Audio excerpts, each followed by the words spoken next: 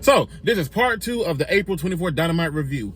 Now then, following the commercial break, because I am watching it on the international Fight TV version, we come back with a recap showing of Danielson versus Ospreay, which get that match out there as much as possible, get it out there to get the people going and buzzing about how amazing this match is, because remember, AEW is where the best wrestle. And honestly, I wasn't really expecting it, but we got early women's action.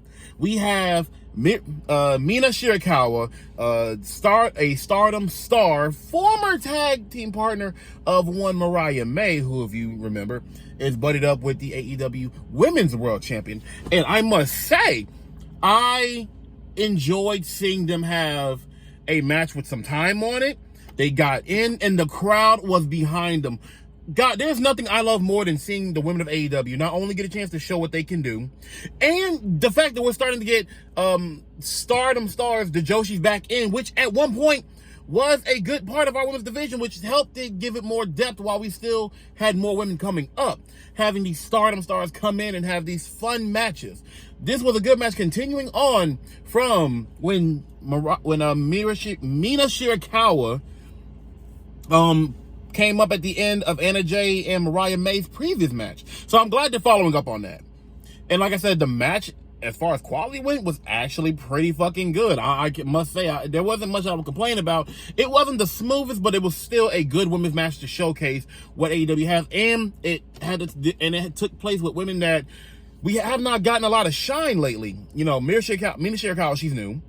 And Anna Jay, she's kind of been a little out the way since Tay Conti, Ty Mello, Tay Guevara has been, you know, out being a mother and whatnot. So I'm happy to see her finally back doing something there in story depth. Not only getting a few going between her, Mariah May, and putting us at is with the AEW Women's World Champion, because Mina Shirakawa won this match. And it was obvious Mina Shirakawa was going to win the match, but she won the match because Anna Jay took her eyes off the ball to focus on Mariah May. So I would be happy to have a feud building between them two that can stretch further on down in their respective careers in AEW.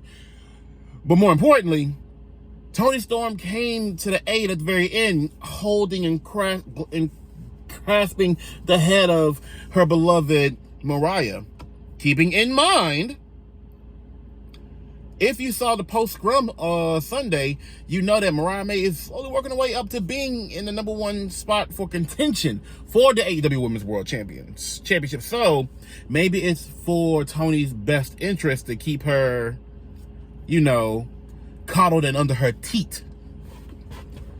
But not only that, Serena Deeb comes out, who has quietly positioned herself as the new #1 contender for the AEW World Championship. She comes out looking very regal.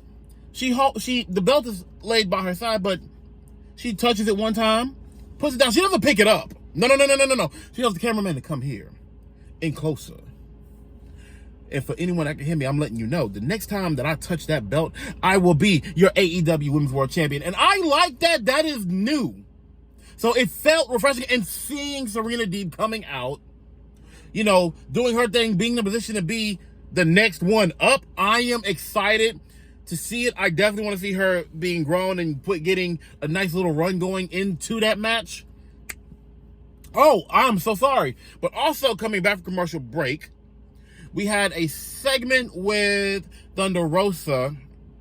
You know, her interview about what happened, and she, you know, went on to talk about how she could talk about how people like Serena Deeb are getting her nose in her business, or how Toni Storm used that freak, decided to kick her in, you know, to go ahead and, you know, secure the win, and this, that, and the other. But overhearing her name being called, I feel like I might have messed it up. But overhearing her name called, because it was a Toni Storm talking about, Deonna Purrazzo getting in the way. Deonna comes over, confronts her because she's tired of hearing her name in her mouth. So they over the fucking. So that's another feud that I have something to look forward to, which they can slowly heat up. But we need to get more women showcased. Hopefully, there's a second women's match tonight, because I will be highly disappointed if we can't get another one, because we still need 2 matches a night, Tony. 2 women's matches a night. But the segment, the match itself, they'll build for the next number one contender on top of inner stories. I would like to say this definitely gets a solid A from me. Overall, there wasn't any particular strong aspect of it. It was all good, positive. It wasn't like perfection, but it was just good. So I am happy to see this type of growth and development happening with AEW. Hopefully we get more of it. And that's part 2. Wait, see you for the next one. Peace.